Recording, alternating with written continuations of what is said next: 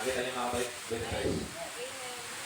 Ang mga tao at mga hayop sa daigdig ay nilipol ng Diyos, maliban kay Noe at sa kanyang mga kasama sa barko. Sa bagong tipan tayo mga kapatid, Juan, Kapitulo 15, talatang 7.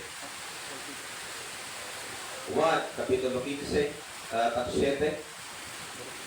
Kung kayo'y magsimanatili sa akin, ang sabi ng Panginoong Yesus, at ang mga salita ko'y magsimanatili sa inyo, ay hingin ninyo ang anumang inyong ibigin at gagawin sa inyo. Kung kayo'y magsimanatili, hallelujah. Sabihin natin sa ating katabi, magsimanatili. Hallelujah. Malakas ang ulan, malakas ang hangin, mga kapatid. Sa biyaya ng ating Panginoon, tutuloy po tayo mga kapatid. Hallelujah. Bago ko sabihin ang pamagat ng ating mensahe, tayo muna ay sandaling manalangin sa ating Panginoon.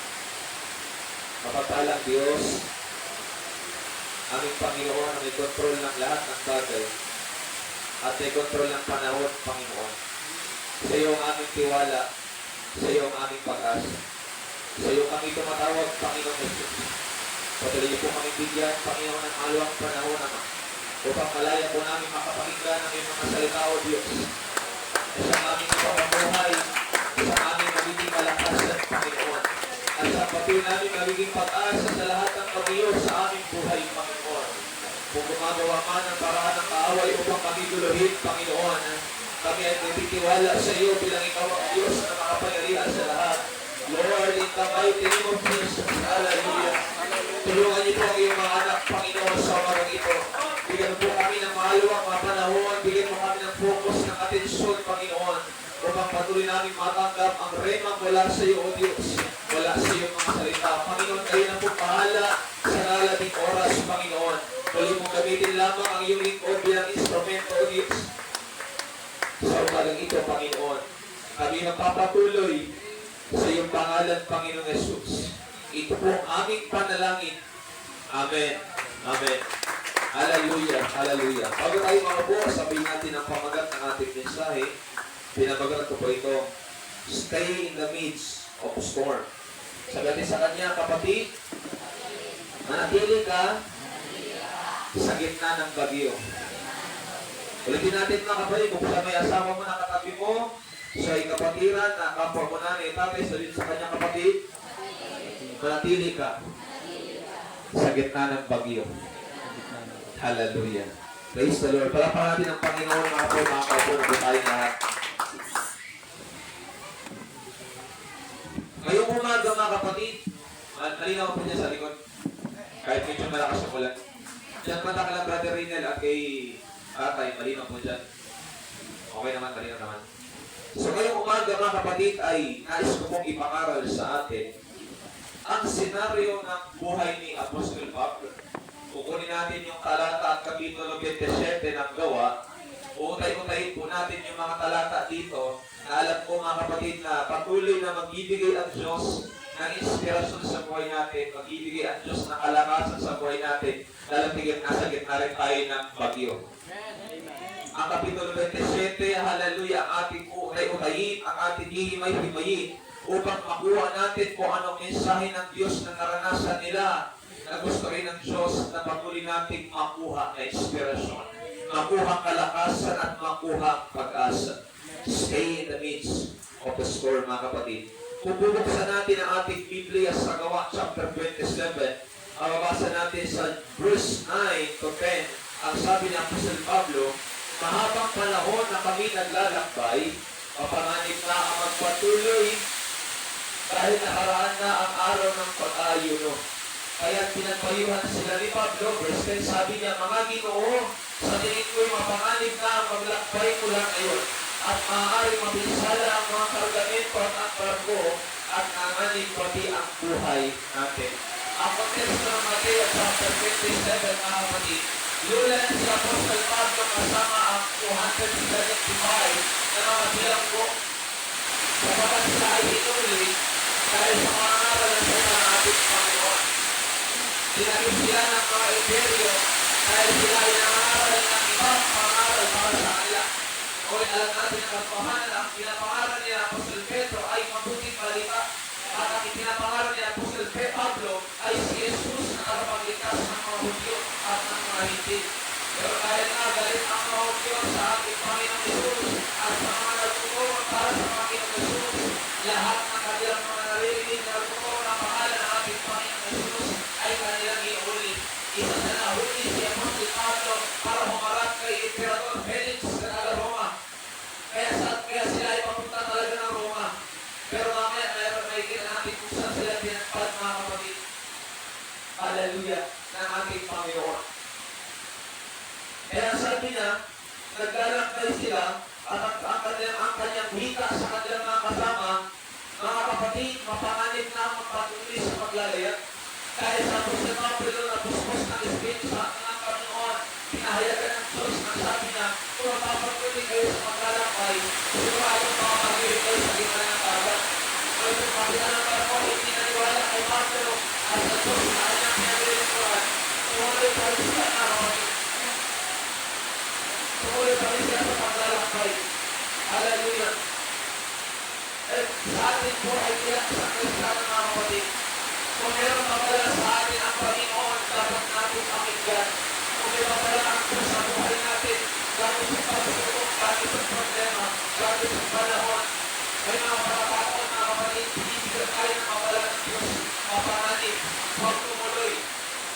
Pero ganun naman, mga kapatid, makikita natin sa verse 11, higit na pinahalagaan ng mabala ng mga sundalo ang salita ng may-ari ng barko at ang kapitan ng barko kesa sa payo ni Pablo. Ang inig pa rin sila kung sa may-ari ng barko, maaari sinasabi nila, matibay itong barko na ito para kung Titanic. Hindi naniwala ang mga kapatid yung may-ari ng Titanic na kayang ipain yung barko na ginawa niya. Kaya ang nangyari, di ba lumabog? April 19 at 19 na kapatid, ay lumabog ang barko ng Titanic. At nagtiwala sila sa kanilang sarili kakayahan, sa kanilang sarili na hallelujah. Sa kanilang sarili pag-isip. At minsan, sa buhay din natin bilang Kristiyano, tayo na nagbibigay ng mabala sa maraming tao. Ibig tayo paniwalaan, tayo tayo pinakawanan. Ibig sa tayo kanilang, ibig sa sila ay makumbinsi. Tatawanan nila tayo, makapay tayo sa pangalan ng Panginoon na ating ginagala. Dahil sa pangalan ng Panginoon ating pinapangaral, dahil sa pangalan ng ating Panginoon ating sinisigaw, tinatawanan tayo, nilalait tayo ng maraming tao, mga kapatid. At maaari ngayong umaga, tinatawanan tayo ng ibang tao, baka sinasabi nila, pag lahat ng sisi, paparin kayo. Pag lahat ng sisi, paparin kayo. Pag lahat nagpupulit pa rin kayo sa Panginoon. Pag lahat nagpupulit pa rin kayo sa bahay, napakaingay pa rin. Pero kung sinabi niyo makita sa kanila, sa pangalan ng Panginoon, hindi makakaroon ng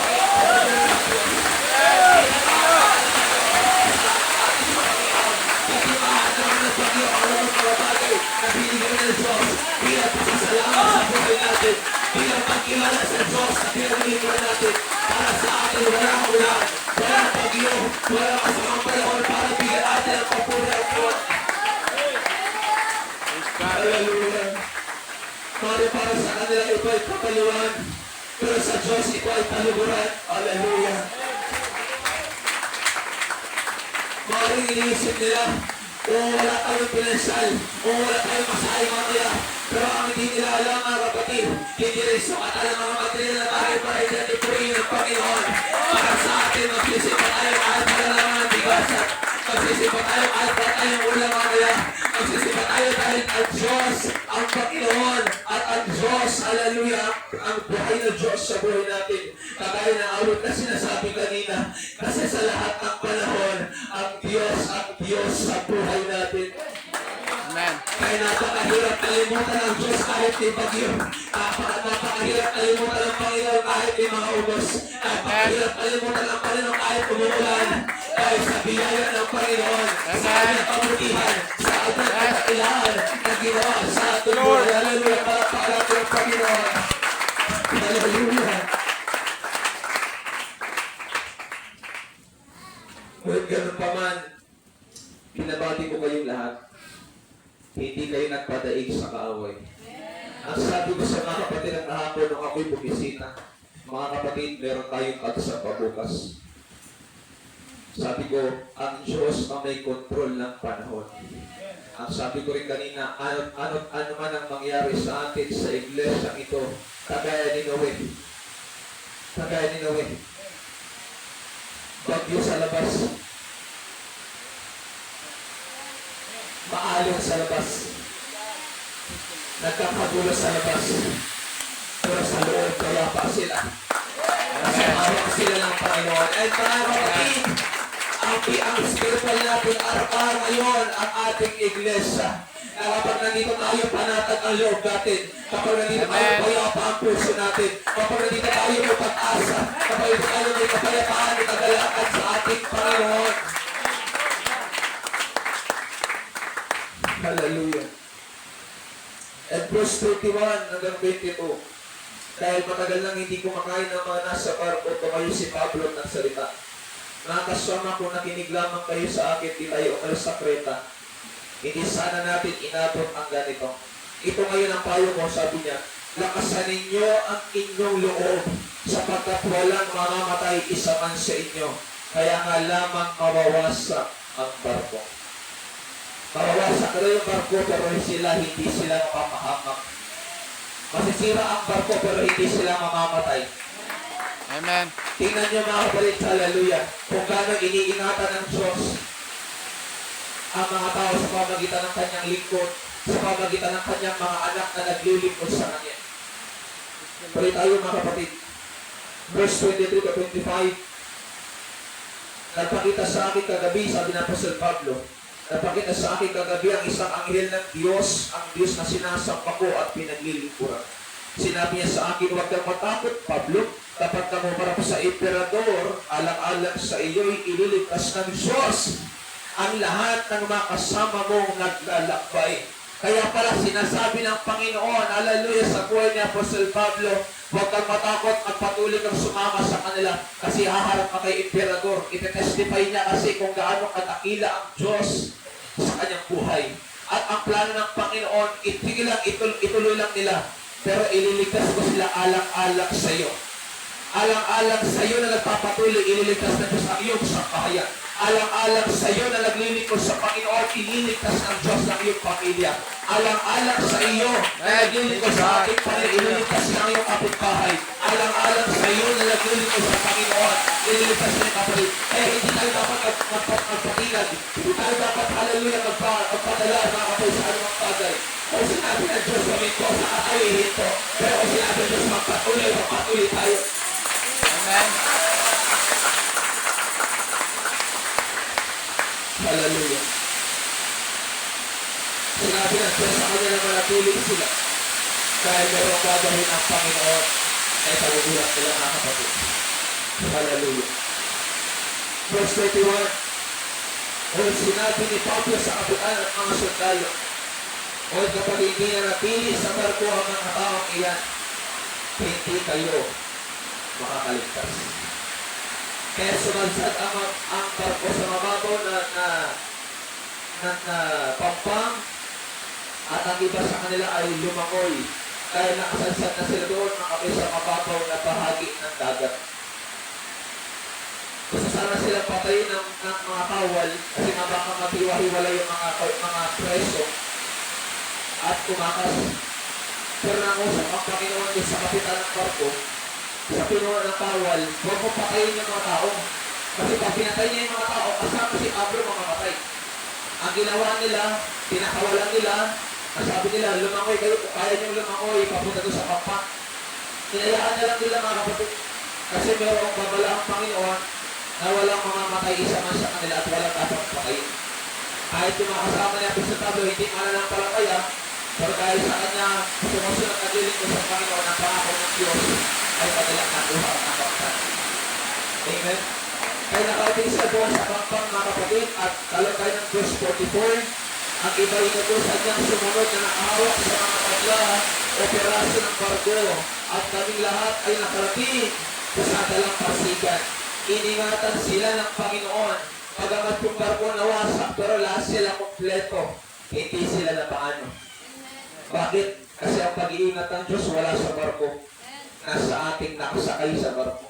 Amen. Ang buhay natin hawak ng Panginoon. Ang buhay natin, mga kapatid, ito yung mensahe ng buhay ng Apostol Pablo ay isang napakadakila at napakalaking mensahe sa buhay natin na pwedeng mawasak yung ating sinasakyan pero hindi tayo masasira.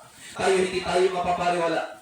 Hindi tayo mapapahamak, mga kapatid, kung iingatan tayo ng ating Panginoong Yesus, mga kapatid. Amen. Pwede ba din palakpakan ng Panginoon? Praise the Lord. Hallelujah. Kaya sa mga alon ng buhay, same na nangyari kay Apostol Pablo sa kanyang mga kasama, huwag din tayo aalis sa presensya ng Diyos. Alam niyo kung bakit naingatan sila at naligtas sila doon sa kapahamakan? Kasi nandun yung presensya ng Diyos kay Pablo. Kaya sabi ko, kahit mga hindi mananampalataya yung kanyang kasama, iningatan sila ng Panginoon. Hindi mo alam, kapatid, sa iyo pagpapatuloy. Kayang ipakita ng Panginoon sa iyo ang dakilang bagay na sabi ng awit kanina, mga bagay na hindi mo pa nakikita at hindi mo pa nalalaman, kundi mga kagilagilalas na bagay, mga kapatid. Amen. Alam niyo, sa paningin ng maraming tao, itong ganitong paglilingkod, sabi ko ngayon na parang kabaliwan ito sa kanila. Kasi malibang maintindihan ng tao ang katwiran ng Diyos, na kailangan siyang unahin anuman ang mangyari o anuman ang sakitin natin. Malibang maintindihan nila ito, mga kapatid, maniniwala sila sa nangyayari sa buhay natin. Amen. Maniniwala sila na totoo yung ating pinaglilingkuran. Maniniwala sila kung ano yung ating pinanghuhugutan. Amen. Kung ano yung ating pinaninindigan, maniniwala sila. Kasi alam nila at kasama natin sila. Dito ngayon sa ating kapulungan, nagkakaintindihan tayo. Kahit maulan, kahit may bagyo, kahit masamang panahon, naiintindihan natin lahat na tayo ay nagpupuri sa Diyos. Amen. Hindi dahil tayo ay nasisiraan ng bait o nasisiraan ng ulo. Kundi naramdam natin sa buhay natin, mabuti ang Diyos. Kaya nga, bagyo lang yan. Ulan lang yan. Masamang panahon lang yan. Paglilingkuran ko pa rin ang Diyos. Sasampahin ko pa rin ang Panginoon. Kaya kanina habang tayo ay maawit, kahit ako dito na tumutugtog, napapaitak ako sa Panginoon. Hallelujah. Sumasayaw ako, mga kapatid, hindi dahil nakaprograma, hindi dahil meron tayong tugtugan. Sumasayaw ako dahil sa presensya ng Panginoon na meron tayo sa kalagitnaan, na kahit kasagsagan kanina ng bagyo, na kahit kasagsagan kanina ng ulan, pero dahil may Diyos na umaaliw sa atin.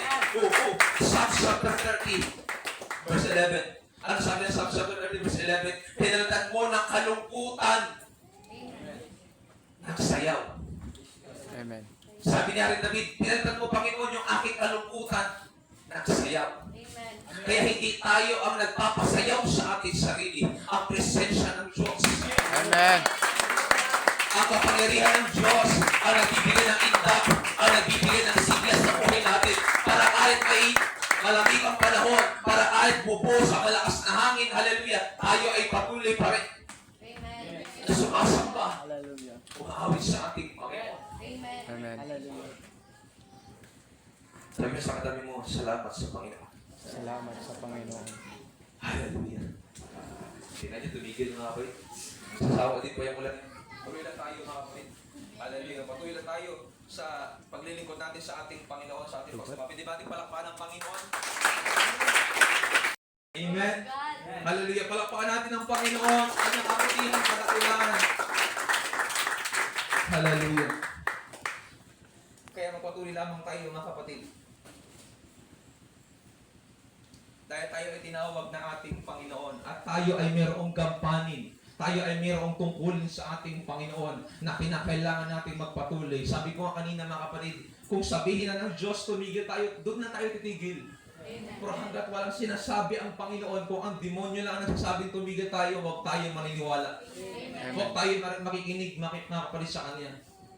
Gagamitin niya rin yung mga iba't ibang karanasan sa buhay natin. Gagamitin niya itong mga masamang panahon, itong mga bagyo para pigilan ang kanyang mga anak ng Diyos na hindi sumamba sa ating Panginoon. Pero kung ang Diyos ang may hawak ng buhay natin, kaya na tayo magtitiwala? Sa Diyos. Amen. Diyos na tayo magtitiwala. Bakit? Kasi kapag ang Diyos kinalaban ng kaaway kasama ang tao, wala silang magagawa. Wala silang magagawa. Bakit? Makapangyarihan ang Diyos na ating pinaglilingkuran. Amen. Pero kung ang Diyos, kalabanin niya ang demonyo kasama yung mga tao, wala rin silang magagawa. Kaya silang patumbahin ng Panginoon. Amen? Naalala niyo ba dun sa hallelujah. Sa 1 Kings chapter 18, ang sabi ni Propeta Elias, Haring Ahab, hindi uulan ng 3 taon at kalahati malibang sabihin ko. Naalala niyo mga kapatid? Amen. Proklamasyon ni Elias. Si Ahab ay naniniwala kay Baal na Diyos ng panahon. Amen. Diyos ng tag-ulan, Diyos din ng tag-init. Amen. Kaya nung sabihin ni Elias, hindi uulan sa loob ng 3 taon at kalahati, medyo sampal yun sa Diyos ni Ahab kay Baal. Pero alam din natin ang katotohanan, talagang hindi umulan. Kasi mas makapangyarihan yung Diyos ni Elias na ating pinaglilingkuran din kaysa kay Baal. Amen. Kung yung Diyos nating si Yahweh kaya niyang paulanin, hindi kaya pigilan ni Baal. Amen. Pero kung paulanin man ni Baal, kung sakali, kaya rin kontrolin ni Yahweh. Amen. Ganon siya kamakapangyarihan. Ganon niya kinokontrol ang panahon. Ganon niya kinokontrol ang lahat ng bagay. At pagkatapos ng 3 taon at kalahati, doon umulan. Amen. Doon nakita ng maraming Israelita, pati ni Ahab, makapangyarihan para talaga yung Diyos na pinaglilingkod ni Elias. Kaya tayo magpatuloy tayo mga kapatid. Manindigan tayo sa katotohanan, sa katwiran, hallelujah. Hanggat hindi tayo pinapahinto ng Panginoon, huwag tayo huminto mga kapatid. Hanggat sinasabi ng Panginoon, magpatuloy tayo. Hanggat sinasabi ng Panginoon, magpagamit ka. Hanggat sinasabi ng Panginoon, magpatuloy ka, anak, magpatuloy ka. Hanggat sinasabi ng Panginoon, anak, dumalo kayo sa gawain, dumalo tayo mga kapatid. Sapagat ang Diyos ang may kontrol ng panahon at ang Diyos ang may kontrol ng lahat ng bagay. Amen. Praise the Lord. Hallelujah. Alam niyo mga kapatid, alam natin ang paglilingkod ng mga iglesia ni Kristo. Amen? Sila ay kahit umulan o umaraw, andyan talaga sila. Isa yan sa kinadibiliban ko kasi araw-araw akong pumapasok ng trabaho, araw-araw ko rin silang nakikita halos na nagsasamba. Pero ano yung kanilang pinanguhugutan? Yung kaligtasan itinuro sa kanila na pag ikay pumasok sa iglesia ito, maliligtas ka. So yung kanilang pinangahawakan na matibay kung bakit sila nagsisimba kahit sila ay may bagyong nararanasan o kahit mainit ang panahon, para sa kanila, ligtas na kami. At sigurado ang kaligtasan namin pag kami nagsimba. Dumalo sa pagkakatipong ito. Paano tayo na tayong totoong naligtas sa biyaya ng Diyos? Sa pamagitan ng kanyang pamagitan ng ating pananampalataya at sa pamagitan ng kanyang dugo na nabuhos. Di ba mas tayo ang totoong ligtas? Di ba mas tayo ang totoong may tiyak sa kaligtasan? So mas panghawakan din natin na kapag tayo ay nagpatuloy, na kapag tayo ay nanatili, ang kaligtasan ng Diyos ay ating mararanasan. At sa pagbabalik ng ating Panginoong Jesus, hallelujah, tayo ay makakasama sa kanyang pagbabalik. Amen. Kaya yun din yung panghugutan natin ng lakas, yun din yung panghugutan natin ng inspirasyon, mga kapatid, yun din yung panghugutan natin ng gana sa paglilingkod. Niligtas ako ng Diyos, namatay siya sa krus ng Kalbaryo. Kaya kahit anumang panahon, anumang sitwasyon ng buhay ko, maglilingkod ako sa Panginoon. Amen. Amen. Kasi lagi natin sinasabi yung totoong ligtas, yun yung nagpapatuloy talaga. Amen. Yung totoo nakaintindi ng biyaya ng Diyos at nakaranas ng kanyang pag-ibig, yun yung nagpapatuloy talaga. Mas lalo na sa atin totoong naligtas sa biyaya ng ating Panginoon at tama ang ating tinatahak na direksyon, mga kapatid. Mas magpatuloy po tayo, mas magpakita tayo ng inspirasyon sa ating Panginoon na Lord, magpapatuloy kami, Panginoon, kasama ang aking pamilya, kasama ang aking mga anak, Panginoon, kagaya ni Josue sa 24:15 ng Josue, sa ganang akin at buo kong sambahayan, maglilingkod kami sa iyo, Panginoon. Amen. Hallelujah. Hallelujah.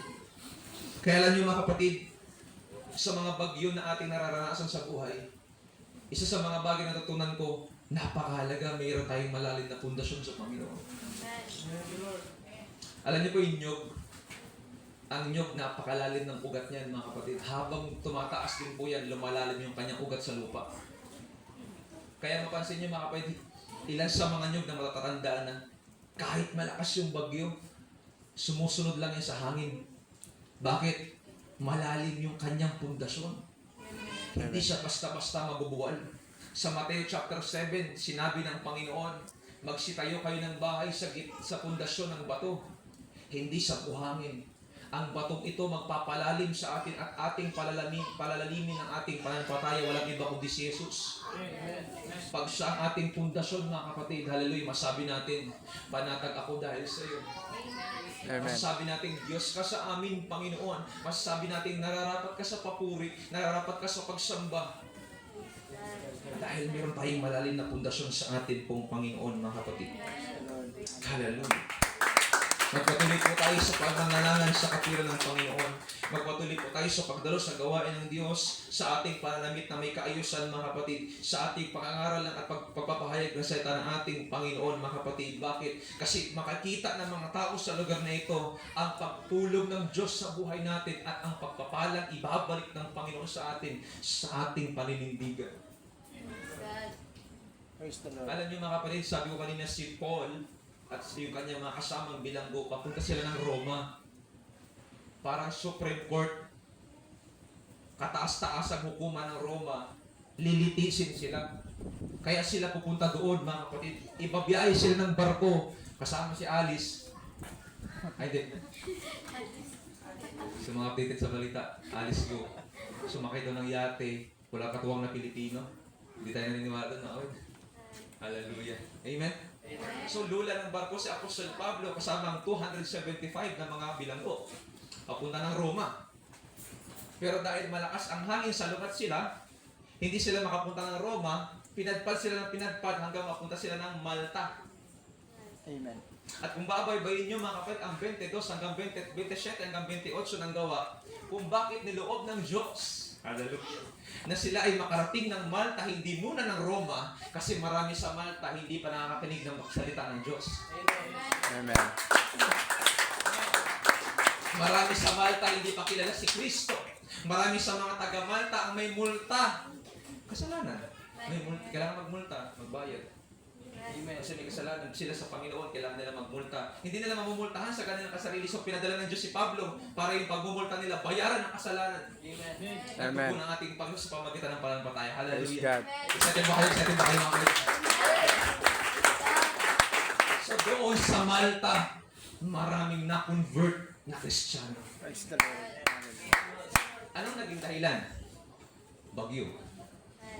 So ginamit ng Diyos yung bagyo para dalhin sila sa nais ng Panginoon. Kasi doon maraming tao ang hindi pa nakakilala sa Panginoon. Kaya alam niyo yung mga unos dito sa Dagmay, yung mga bagyo na yan, mga kapatid, gagamitin din yan ng Panginoon sa pamagitan ng buhay natin para makita ng maraming tao, bakit yung mga taga-Dagmay, yung mga taga-compound, yung magsisimba dyan, bakit panatag yung buhay nila? Bakit hindi sila nababahala? Bakit hindi sila nababalisa? Bakit sila, kahit wala silang pera, bakit wala silang bigas, nagagawa pa rin nilang umawit sa Panginoon? Nakita ko sila, tumatalon sila. Nakita ko sila, sumasit sila. Nakita ko sila, pumapalakpak sila sa Panginoon. Ano kaya ang meron sa kanila? Praise God. Malalaman lang nila pagkasama na rin natin sila. Malalaman nila pag naranasan na natin nila yung naranasan natin. Pag nakita na nila yung nakikita natin. Pag natatanaw na nila yung natatanaw natin, mga kapatid. Kung Amen. nila maiintindihan, si Jesus lang ang solusyon ng lahat ng bagay. Si Jesus yung solusyon para sa kapayapaan, laban sa pagkabalisa, laban sa alalahanin, laban sa problema. Amen. Dahil si Jesus lang. Hallelujah. Kaya hindi aksidente na tayo tinuturuan ng Panginoon sa pamagitan ng kanyang mga salita. Magpatuloy kayo anak sa pagkakatipon kasi ipapakita ko sa maraming tao na kababayan niyo sa lugar na ito na ang totoong pagpapala ay binubuhos ng Diyos sa kanyang mga totoong anak. At maihikayat sila na sumamba sa aking pangalan. Hallelujah. Amen. At maiimbitahan sila. Magiging curious sila. Maiisip nila, parang gusto ko rin sumama sa grupong yan. Kasi dyan payapa pala. Nandyan pala ang presensya ng Diyos na kahit wala kang bigas, na kahit wala kang Praise pera, God. masaya ang buhay, masaya ang pamilya. Doon sila maihiwagaan. Doon nila marirealize kapag may mga ganitong karanasan pala sa buhay, si Jesus lang ang kasabatan. Alam niyo mga kapatid, ang lamang natin bilang naglilingkod sa Panginoon, sa mga hindi naglilingkod sa Diyos, pagdating ng bagyo. Pag bagyo kasi mga kapatid, walang mahirap, walang mayaman. Pag may bagyo, walang dakila, walang hamak. Lahat pwedeng sakupin. Amen. Pero ang kagandahan, pag naglilingkod ka sa Diyos, apektado tayo. Wordplay. Tayo ay apektado, ngunit protektado ng Diyos. Amen. Pag mayaman, mahirap, pwedeng mawala ng ari-arian sa bagyo. Pero tayo, hindi tayo totoo mawawalan. Kasi ang nawala na sa atin, daluyan. Meron pa tayong pinagmumulan. Amen. May pinagmumulan para pagkunan ng bigas. May pinagmumulan para pagkunan ng kapayapaan. May pinagmulan para kunan ng kagalakan. Si Kristo Jesus. Kaya mas lamang tayo sa magitong panahon ng ating buhay. Kaya huwag tayo mabalisa, huwag tayo mag-alala mga kapatid. Hallelujah. Hawak tayo ng ating Panginoon. Oo, binabagyo tayo at maaaring sinasabi ng maraming tao, bakit sila naglilingkod pa sa Diyos? Bakit sila nagsisimba pa? Pero gusto nating iparting sa kanila, oo, binabagyo kami sa ngayon. Pero ito'y bahagi lang ng paglilingkod namin sa Diyos. Amen. Darating ang panahon, wala nang habagat. Summer na naman. Amen. Sa buhay paglilingkod, ganun lang talaga. May panahon ng tag-init, may panahon ng tag-ulan. May panahon ng sagana, may panahon ng kahirapan. May panahon ng sakit, may panahon ng kagalingan. Amen. Ganun lang ang panahon natin mga kapatid at pare-pareho tayo nakakaranas. Mayaman man o mahirap, dakila man o hamak. Amen. Amen. Pero kagandahan ng kapayapaan natin mga kapatid, kahit may bagyo nakakatulog tayo na maayos. Amen. Dahil sa Diyos. Praise the Lord. Noong naalala ko, noong Biyernes na umaga, suspended din yung pasok namin. Pero nagtaka ako, pinapasok ako ng aming head. Pinapasok ako mga kapatid kasi meron akong kinakailangan tapusin na dokumento. Kasi pag hindi natapos yun mga kapatid, darating yung Sabado at Linggo, may pending, kailangan na siya ng Lunes. So tinawagan ako, pinapasok ako mga kapatid, pumasok din po ako. At alam nyo, bago ako pumasok sa trabaho, yung aming bigasan, paubos na rin. Isang saingan na lang. And naalala ko, oo nga pala, hindi pa rin ako nakakasahod. Taas talaga ng hangin. Naalala ko mga kapatid, hindi pa rin pa nga pala ako nakakasahod. At wala pang sahod na kapatid ng time na yun. So pinapasok ako sa madaling salita, pumasok ako mga kapatid. Hinabol ko yung dokumento dapat kong gawin. Kaya lang nag-run out mga kapatid. At hindi ko talaga alam kung makakasahod ako kasi yun ang inaasahan namin para makabili ako ng bigas namin. Para makatawid sa kahapon at ngayon. Hanggang sunod na araw mga kapatid. So pag uwi ko ng bahay, umuwi ako ng bahay alas 3 ng hapon. Biglang may nag-chat sa akin, may sahod na. Praise the Lord. Napakabuti ng Panginoon. Bumili kaagad ako ng bigas. Yung mga magulang ko, wala rin silang pinansyal. Kami ni ate, ganun din. Umasa kami noong time na yun sa gagawin ng Diyos. Sabi ko, Lord, hindi naman po ito yung unang bagyong naranasan namin. Marami ng bagyo dumaan sa buhay namin pero hindi mo kami pinabayaan. Amen. Praise the Lord. Isa sa mga tutunan ko ng panahon yun, mga kapatid, pag wala ng daan sa paningin ng tao, sa Diyos mayroon pang paraan. Amen. Kaya kong kontrolin ang lahat ng bagay, anak. Magtiwala ka sa akin. Gaya ng ibon sa himpapawid na hindi nagtatrabaho, hindi nagtatanim, kumakain. Gaano pa kaya kayo na aking mga anak? Hindi ko kayo pababayaan. Amen. Praise God.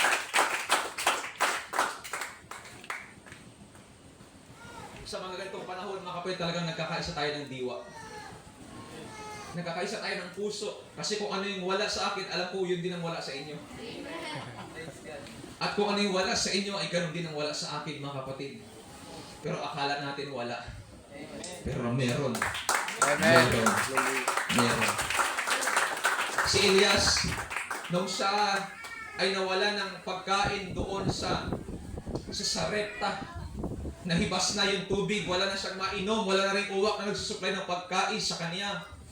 May binigay ang Diyos na babaeng balot na magpapakain sa kanya.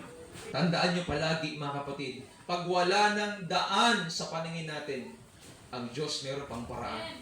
Amen. Kaya hindi tayo totoong nawawalan ng Diyos na pagtuloy tayong bibigyan ng ating pangailangan. Sabi ng John chapter 15 verse 7 kanina, kung kayo'y magsisipanatili sa akin, at ang mga salita ko'y magsipanatili sa inyo, hingin ninyo ang inyong nais, ipagkakaloob ng Panginoon.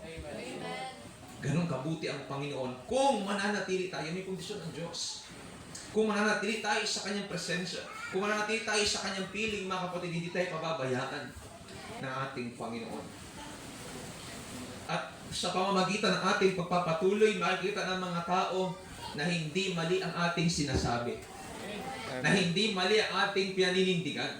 Na hindi mali ang ating pinaglalaban. Na hindi mali ang ating pinanghuhugutan. Bagkos ay patuloy na ipapatunay sa atin ng Panginoon sa kanilang buhay. Totoo ang ating pinaglilingkuran. Amen. Ang kagandahan sa biyaya at kapangyarihan ng Diyos, hindi nakasalalay sa kalagayan ng tao. Kahit bagyo sa Diyos, walang bagyo. Amen. Kahit maulan sa Diyos, walang ulan. Kahit tahirap sa Diyos, walang kahirapan. Ang Diyos kayang gumawa at kumilos sa imposibleng bahagi at imposibleng paraan na talagang magugulat tayo, mga kapatid. Amen. At kahit binabagyo tayo at may mga komento ang tao sa atin, mga kapatid, magpatuloy lamang tayo kasi bahagi ito ng paglilingkod natin. At kapag nakarating na tayo doon sa ating patutunguhan, naniniwala ko, mga kapatid, hindi na nila tayo pagtatawanan. Amen. Ang sabi ng pahayag 21:3 hanggang 4, narinig ko ang isang malakas na tinig mula sa trono. Tingnan ninyo, ang tahanan ng Diyos ay nasa piling na ng mga tao. Maninirahan siyang kasama nila at sila'y magiging bayan niya. Makakapiling nilang palagi ang Diyos at siya ang magiging Diyos nila. Verse 4, at papahirin niya ang bawat luha sa kanilang mga mata. Wala nang kamatayan, dalamhati, pagtangis at paghihirap sapagkat lumipas na ang dating mga bagay. Sa Mateo chapter 24, nandoon ang pahayag ng Panginoon. Pag nakikita nyo ng malapit na ang mga tandang iyan, ibig sabihin malapit na rin ang pagbabalik ng Panginoon. Pag nakita ninyo mas matindi na ang mga lindol, pag narinig ninyo mas matindi na ang mga gera, pag nakita ninyo mas matindi ang kahirapan, ibig sabihin mas malapit nang bumalik ang ating Panginoon. At para sa atin ito'y dakilang pag-asa na habang nagkakahirap-hirap sa mundong ito, darating ang tulong ng ating Panginoon at kukunin tayo. Kaya ang sabi niya doon sa kanyang kaharian, wala nang anumang hapis, wala nang anumang dusa, papahirin ng Diyos ang kanilang mga luha. Amen. Hallelujah. Kaya salamat sa Panginoon na kilala tayo sa Diyos. Salamat sa Panginoon, naglilingkod tayo sa Kanya. Kasi darating ang panahon sa Kanyang pagbabalik. Tayo ang pinagpala, sila naman ang kawawa. Amen. Naalala niyo nakaraang linggo yung ating binasa. sa Isayas. Ang sabi doon, kawawa daw ang mga taong pinagtatawanan yung mabuting gawa. Yung mabuting gawa ay kinasusuklaman. Yung kasamaan ay kinaluluguran. At pagamat sila'y kawawa, tayo ay pinagpala ng ating Panginoon. Amen? Magpatuloy lang tayo. Amen. Manatili lang tayo sa gitna ng bagyo. Di ba kapag malamig ang panahon, di ba kapag may ulan, nasaan tayo? Nasa loob ng bahay. Hinihintay natin humupa yung ulan. Sa mga bagyo sa buhay natin, sa mga pagsubok, problema na dala ng bagyo, huwag ka rin aalis ng bahay. Huwag ka rin aalis sa presensya ng Diyos. Diyan ka lang sa tabi. Diyan ka lang sa iyong silid. Diyan ka lang sa iyong kwarto. Magpuri ka sa Panginoon. Magbasa ka ng Biblia at hintayin mo ang pagpapala ng Diyos. Hintayin mo ang katagumpayang kayang ibigay ng Panginoon sa iyong buhay. Amen. Amen? Kasi kung lalabas ka ng bahay, pwede kang magkasakit. Pag lumabas ka ng bahay, pwede kang maliparan ng yero. Pag lumabas ka ng bahay, pwede kang mabagsakan ng puno. Hindi safe. Pag may bagyo, pumirmi tayo sa bahay, hintayin natin ang tugon ng Diyos, hintayin natin humupa ang bagyo, hintayin natin humupa ang ulan, at doon natin makikita ang kapangyarihan ng ating Panginoon. Amen. Amen? Sabihin sa katabi mo, padayon. Tayo. Padayon mga kapatid, walang bibitaw sa paglilingkod natin sa ating Panginoon. Sa katunayan, ito ang nais ng Diyos. Kapag may mga bagyo sa buhay natin, sumayaw tayo sa presensya ng Panginoon. Amen. Sumayaw tayo sa Hallelujah. presensya ng ating Panginoon, mga kapatid. Yes. At magpatuloy tayo sa ating Diyos, sa ating paglilingkod, mga kapatid. Kasi tayo ay protektado ng ating Panginoon. Bagamat apektado tayo ng mga pangyayari. Maraming tao ngayon sa ating mga kababayan sa lugar na ito, apektado sila ng bagyo. Tayo na apektado tayo. Pero tayo protektado ng Diyos. Protektado tayo ng Diyos laban sa kabalisahan. Laban sa pag-aalala. Sa anumang bagay na pwede nating maranasan. Sa katunayan, mga kapatid, mas matindi ang bagyo pag nasa loob. Amen.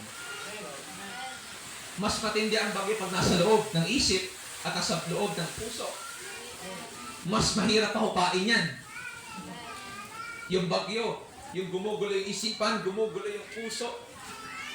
Dahil nga, sabay-sabay, sunod-sunod, patong-patong, at dahil doon, hirap na hirap, sukong-suko, pagod na pagod. Pero ganun pa man, may pangako ang Panginoon sa atin. Philippians chapter 4 verse 6, huwag kayo mabalisa sa anumang bagay sa alit sa pamamagitan ng panalangin at daing na may pagpapasalamat. Ipakilala niyo sa Diyos ang inyong mga kahilingan. At ang kapayapaan ng Diyos ang mag-iingat sa inyong mga puso, sa inyong mga isip. Sabi ng Diyos, mga anak, babagyo, uulan talaga. Pero ang pangako ko kapayapaan hindi lamang sa labas, kundi kapayapaan nasa loob. Para kahit nagkakagulo sa labas, yung loob mo panatag. Para kahit yung kapitbahay mo nagre-reklamo, ikaw kalmado. Lord, nagpakabuti mo. Ika'y tapat sa habang buhay. Ika'y mabuti magpakailanman. Awitin ko kabutihan mo. Yes, Awitin ko hallelujah. katapatan mo. Kailan ba hindi nagbabago ang kabutihan mo? Kailan ba hindi nagbabago ang kadakilaan mo? Diyos. Ganyan yung kapayapaan kayang ibigay ng Panginoon sa ating buhay. Hallelujah. Ang sabi ng Pag-asa, halos 20 na bagyo pumapasok sa Pilipinas sa buong isang taon. Napakarami. At hindi natin alam kung pang ilang bagyo tayo makakaranas ng talagang matindi. Amen. Pero di ba dumaan na yung Ondoy? Amen. Dumaan na yung Enteng? Dumaan na yung Super Typhoon Yolanda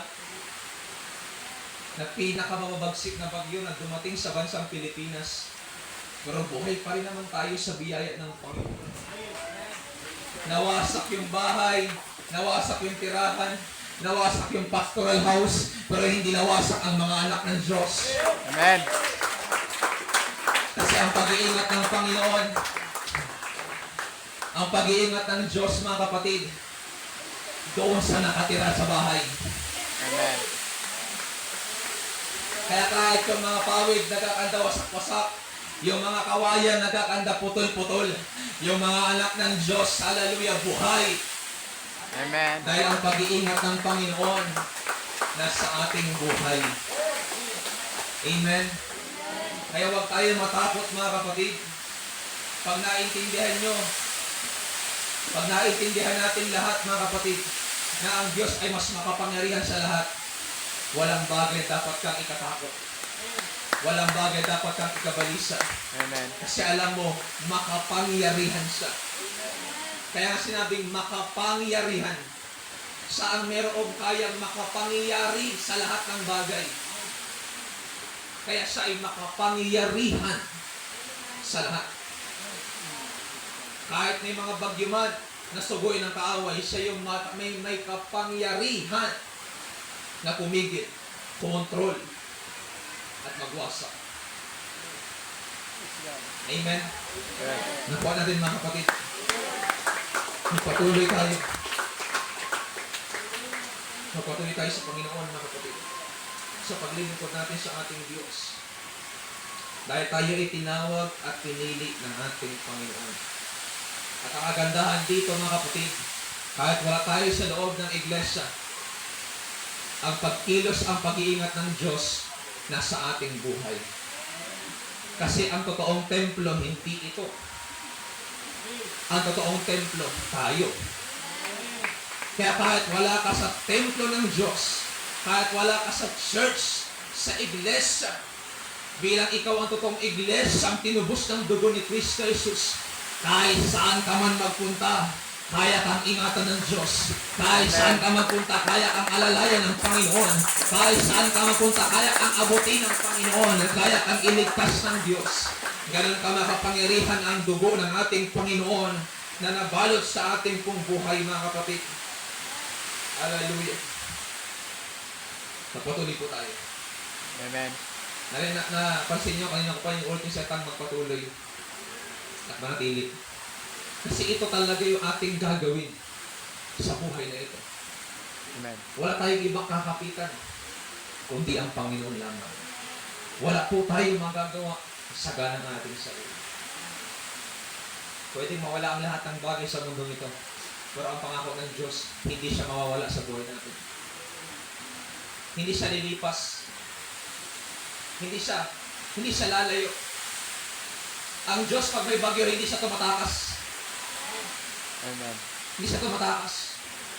Nandyan siya, mga kapatid. Ang Diyos, pag may bagyo, hindi siya nagtatago. Nandyan siya. Kasama natin siya, mga kapatid. Naalala ko sa Matthew chapter 8, binabagyo yung mga alagad. Ang ating Panginoong Yesus tulog. Ang sabi ng mga alagad, Panginoon, gumising ka, mamamatay na kami. Nung gumising ang Panginoon, sabi niya, o kakaunti ng inyong pananampalataya. At ang sabi ng Panginoon, pumayapa ka. Naging kalmado ang lahat sa pangalan ng ating Panginoong Yesus. Walang bagyo sa Panginoon. Amen. Walang kahirapan sa Panginoon. Panghawakan natin ang presensya ng Diyos. Panghawakan natin ang biyaya ng Panginoon, mga kapatid. Sa katunayan, bago pa man itong bagyo na ito, di ba may mga bagyo na sa buhay natin? Tag-init pa lang, may mga bagyo na sa buhay natin. May mga ilan sa atin, walang trabaho, pero pinakain ng Panginoon. Hindi pinabayaan ng Diyos. Tumataba pa nga. Tumataba pa nga. Ganun kabuti ang Panginoon. So kahit may bagyo sa buhay natin, sa pisikal na bagyo na buhay, at kahit spiritual na mga bagyo sa puso at isipan natin, ang Diyos hindi magpapalya sa kanyang pangako. Hindi ko kayo iiwan ni pababayaan mo. Amen. Hanggat may buhay, may pag-asa. At hanggat may Diyos na humahawak sa ating buhay, laging may pag-asa. Kaya huwag tayong lalay sa presensya ng Panginoon. Pastor, pag may bagyo, natatakot kasi ako. Nag-aalala po ako, Pastor. Nag-aalilangan po ako. Yes, nararamdaman ko rin yan, mga kapatid. Pero ang kagandahan, pag inilalapit mo ang sarili mo sa Panginoon, yung karamdaman mo na nag-aalilangan, natatakot, unti-unting mawawala. At bibigyan ka ng kapatagan ng Panginoon hanggang sa maitaas mo yung kamay, hanggang sa maawit mo ang awitin ng Panginoon at maramdaman mo sa iyong puso na ikaw ay kalmado at binibigyan ng kapatagan ng ating Panginoon. Sa mga alon ng buhay, huwag tayong aalis sa ating Panginoon, mga kapatid. Gusto ko lamang ibalik itong illustration na ginawa ko noon, nakaraang taon, mga kapatid. At maaaring naalala pa ito ng ilan sa atin, mga kapatid. Hallelujah. Bago tayo magtapos, gusto kong ibigay itong illustration na ito, mga kapatid.